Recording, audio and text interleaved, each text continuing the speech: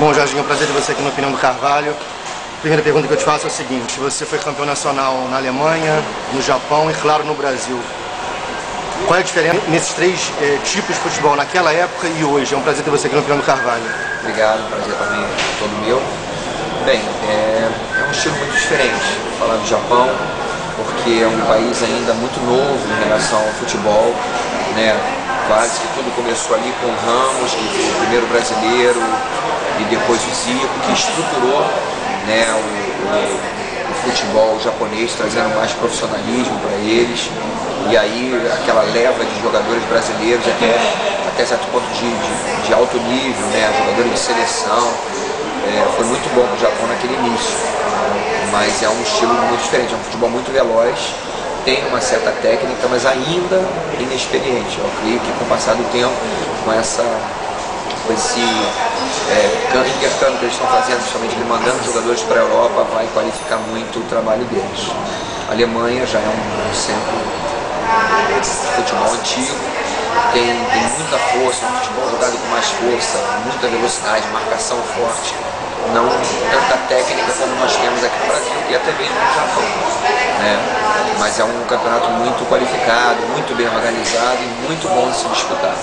E aqui no Brasil, eu acho que é um dos melhores campeonatos do mundo. Nós temos ainda um problema, ainda a questão de depender ainda de ir muito bem para a torcida estar presente, tem alguns, e já não acontece nesses outros centros, tanto no Japão quanto a Alemanha, está sempre lotado o estádio, quase que sempre lotado os estádios, mas tem um bom número, e aqui a gente ainda depende ainda de uma boa atuação da equipe, mas a qualidade é muito boa, principalmente esse ano eu acho que a gente está tendo uma qualidade grande, porque recebemos muitos jogadores com grandes nomes aí como o Ronaldinho, puxar nessa fila, que retornou ao Brasil e que qualificou muito o nosso futebol. Como é que você vê os laterais, especificamente os direitos, que foi a tua posição? Você foi um dos expoentes nas últimas décadas do futebol brasileiro. A gente tem o Daniel e o Maicon, um com estilo mais da parte física, que é o Maicon, o Daniel um pouco mais habilidoso. Como é que você vê os laterais direitos hoje em dia? Eu acho que a gente está numa boa safra de laterais, né? Todos os dois, o Jonathan que foi convocado agora, né? O Jonas, né? O lateral direito do Santos, que foi convocado, muito bom jogador, jogou com a gente, é difícil de ser marcado, muito forte, estilo do Maicon, né? Eu acho que a gente tem aí o Mariano, tem muita qualidade, o próprio Léo Moura, claro que tem uma idade já um pouquinho mais avançada para a seleção brasileira, não é fácil. O próprio Bruno, que é nosso aqui, lateral direito, muito bem. E outros laterais, a gente está tendo um pouquinho mais de dificuldade na lateral esquerda, que ainda não encontramos. Acho que desde a Copa do Mundo, também em 2010, a gente, o Michel foi jogar ali, mas é um jogador que estava jogando como meio campo, o próprio Gilberto foi colocado também jogando como meio campo. Então, na lateral esquerda ainda está tendo um pouquinho de dificuldade, mas foi colocado agora dois grandes laterais, Marcelo e o Adriano, e esperamos que ele se dê bem. Figueirense vem procurando se manter entre os 10.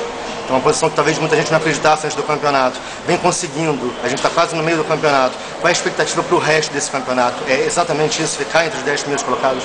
Sim, é um objetivo, não é o primeiro objetivo. Nosso primeiro objetivo é justamente fugir da degola, a gente permanecer na primeira divisão. E a gente sabe, naturalmente, o quanto é importante a gente ficar entre os 10 primeiros colocados, que facilita muito o segundo turno.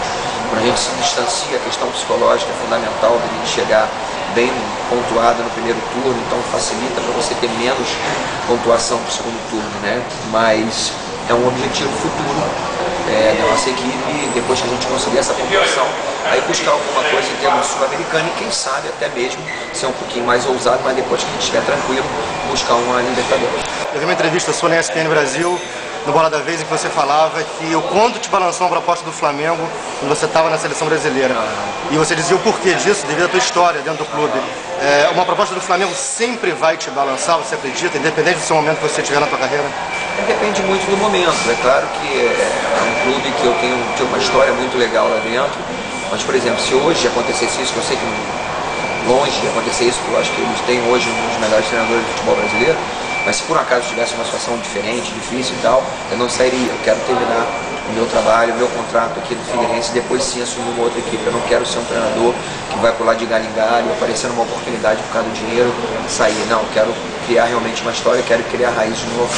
E voltar à seleção, como você também falou no Bola da Vez, né? Sim, isso aí é um objetivo futuro, não é uma coisa para agora.